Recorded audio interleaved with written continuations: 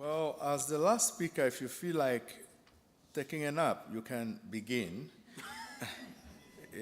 Last speakers enjoy people who take nap, so you can take a little nap as I speak.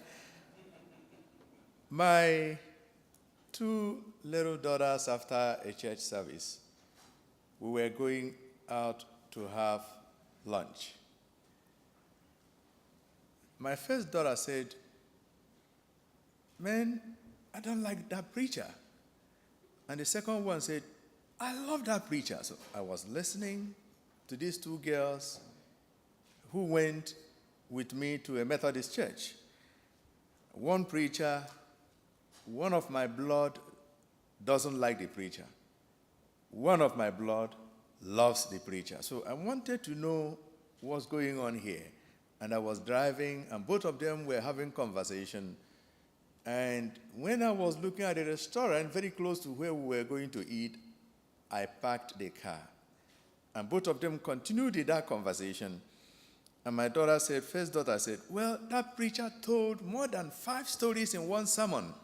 It is difficult to just pick up one story out of the 5. And the second one said, "That is why I love the preacher, because if you can't pick up one, you remember one. If you forget one, you remember another one. So I love the preacher." So they continued in that argument, who loves the preacher and who doesn't love the preacher. And I kept quiet. I didn't say anything because I am a preacher. So I didn't know who to align myself with at this critical time. And then after a point, remember, we were going to eat.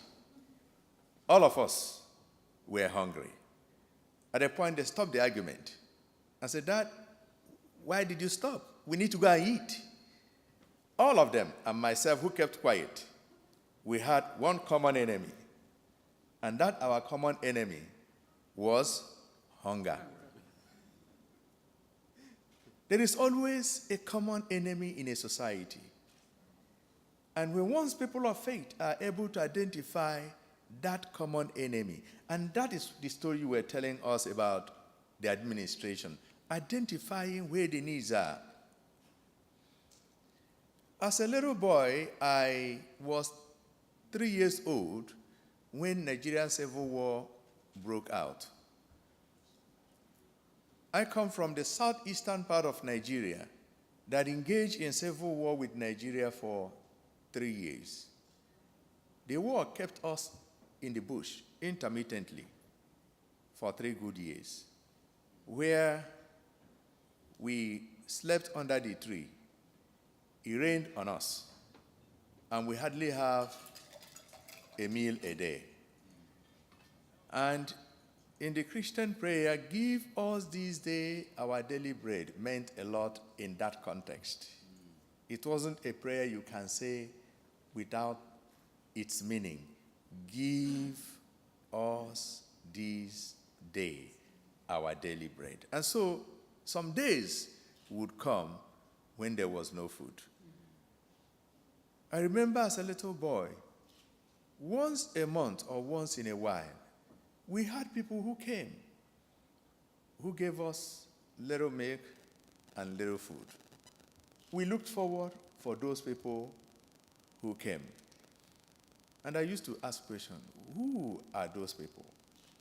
And I was told that they were people who came out to look out for us. I never asked where they came from. I never asked their religion. We were hungry, and somebody looked out for us and fed us. A few years ago, about 4 years ago, we discovered that malaria was killing about 300,000 Nigerians every year. What do we do under such circumstance? The international community, they were donating nets, and people were not using the nets because some people felt if you use the net, you may not be productive. Some people think if you use the net, it will kill your family. The people of faith decided we had to do something. And in discussion with the United Nations and World Bank, For the first time, World Bank doesn't give resources to faith community. I had series of meetings with them in New York that something has to be done in Nigeria. And they told me, we hardly do things with faith community. And we said, let's give it a trial. They agreed. We went into action. Within a space of 2 years, the utilization of mosquito net, the percentage rose from 18% to 75% because faith communities identified an enemy, and that enemy was mosquito. Both Muslims and Christians came together, and in our reaction to the needs of the community, we recruited 50% Muslims, 50% Christians. And for those of you who may know, Nigeria has about 170 million people in Nigeria. 50% of them probably are Muslims, maybe 50% are Christians. The only country in the world that has almost equal number of Muslims and Christians resident in one country. But that particular need, that mosquito, malaria, was killing almost 300,000 people every year. Faith people rose to that one enemy. I have realized that even in doctrine, people will not even agree. Even within the same faith tradition, even within the same denomination, you will hardly agree. Even how long the prayer should last, we don't even agree. But people will always agree when there is a common concern and a common enemy. My 2 little daughters, the same on the need for hunger. A preacher came to our church to preach in Dallas. When the preacher finished, as we were driving to go and eat, the conversation started again. Oh, this preacher does not respect God. The other one said, oh, that preacher is so good. And I needed to know why the preacher doesn't respect God. And my daughter said, the preacher was shouting and shouting as if God is deaf. And the other daughter said, that preacher was shouting because men are deaf.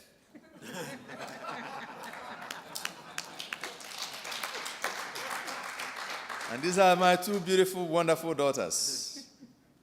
And each time they started the argument, I stopped. And when they were tired, they would persuade me for us to go and eat. Because hunger was our common enemy. Every December, I try for them to be in Nigeria, to see and be part of the other part of the world. Recently, when they came, the highest man who works with the Sultan of Sokoto is the highest leading Muslim leader in Nigeria. And I work with Sultan of Sokoto together in building our coalition in Nigeria. And so during Ramadan, I spent some time with him. So during Christmas, his second in command came to spend the Christmas with me. So immediately he walked in, my daughter asked me, Dad, is that guy okay? I said, why do you ask? He said, all these things he tied on his head. Is he okay that he tied all these things around his head? I said, well, is everything okay with your dad? He said, why? I said, all these things your dad put on his neck and all this one, am I okay? Then she said, that's your religious thing, Dad. I said, that's his religious thing. Now, in the evening, both of us went into our rooms, removed our religious garbage, and then put on our jeans and T-shirt, came to the dining, we all ate together, and we started telling all kinds of stories about Islamic faith and Christian faith. And after 2 days, when this gentleman was to go, and my kids were to fly back to U.S., you know what they told me? They said, Dad, the best Christmas gift you gave to us was to bring that godly man to this house. when we open our heart and souls to know that what we have in common is more than what we have differently, we will build a strong society. We will build a society of love. We will build a society where we break down the walls of hostility. We will also know that every human soul is in search of love. And when once that love is shown, we will know that every heart and soul will be broken. I remember when the extremists started blowing up churches in Nigeria. They started with churches. And having studied Islamic religion and doing a lot of work with the Muslim community all over, many of our Christian leaders were saying that Muslims are killing Christians, Muslims are killing Christians. I said, no, Muslims are not killing Christians. We have men of evil character. We have criminals. We must make the distinction between criminality and religiosity. Once we make that distinction, we should be able to identify when people are putting up the robe of religion in order to commit crime. And once we identify it and clear the difference, we will not live in suspicion. We will work as a team. I think this is the time for every Christian in the world to be in solidarity with our Muslim Christians and brothers, because they are suffering. Criminality is trying to define that faith. And we know that faith, as we know it, that is not the definition of that faith.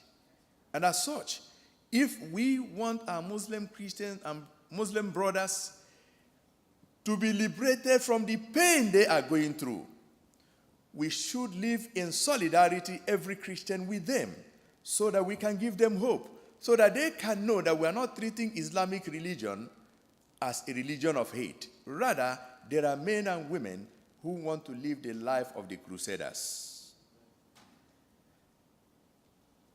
On a final note,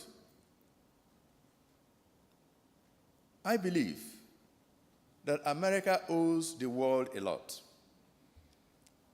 America owes the world a lot because this is the country where you train basically not less than 60% of the world leaders go through American education.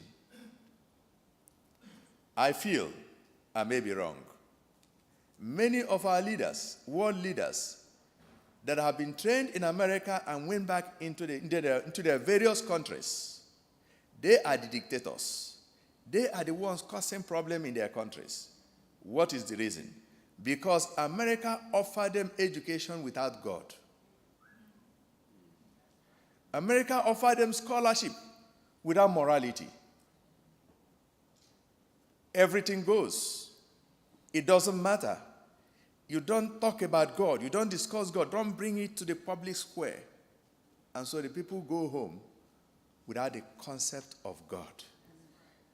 What America owes the world right now is to go back to God.